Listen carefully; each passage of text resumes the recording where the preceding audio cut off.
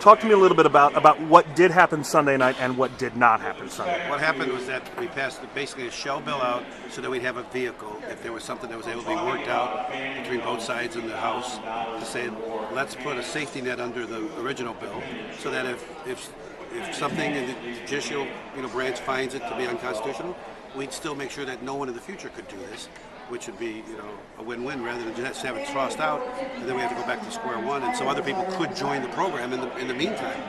The attempt of House Bill 3815, which was Representative May, and the attempt of the amendment to tomorrow would say, if the one thing fails, at least this would be set up so that no one else can join and no one else can get these loopholes. The legislation that Representative Cross, Leader Cross, had that passed last week, if that fails, there's nothing to stop this practice in the future. Right. They could. I mean, I would hope that they'd be wise enough not to, but our view is that there's a chance that it could be overturned, and we should have something else there to catch if it is overturned, that we still have things that we think are definitely, because they're for new members and also for people that aren't on one of these leaves as of yet.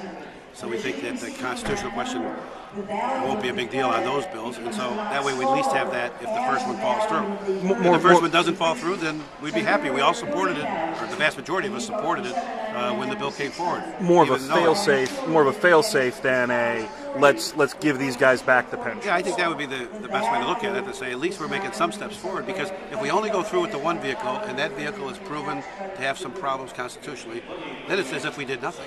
So if we had both of them out there, if the one failed, then the other one would be there to at least catch on and make sure, like we did with the Tier 2 people, everybody going forward, at least we could tell the citizens of our state that no one else who's not in one of these programs today is going to be able to join any of them in the future and get this benefit. Procedurally, where is the amendment from Sunday night? Where's the vehicle from Sunday night?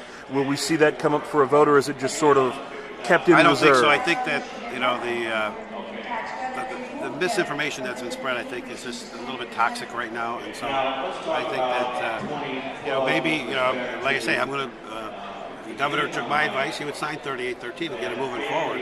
I wish that we had one of those other two things there to protect it afterwards, but we'll see what happens. Can we pass not a trailer is not the right language, but can we pass this second vehicle come January when everyone comes back? Maybe once these headlines die down a little bit. Well, we'll see. It depends if how it's going to be handled by those that oppose it. Because it's too easy of a thing to go after someone and say you're sticking up for these people. It's not the case. We're trying to make sure this doesn't go forward in the future. If the first bill is successful and it withstands any kind of constitutional questions, that'd be wonderful. And then, but I mean, there are going to be court cases. We know that there are some of the branches that have even said they don't know how they're going to administer it. So they're looking for more declaratory judgment to say how should we administer this bill.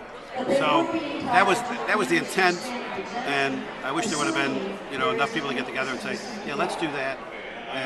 But I probably could have been clearer, saying it would be good to let 3813 be the first one and have this one holding it up in case it fails.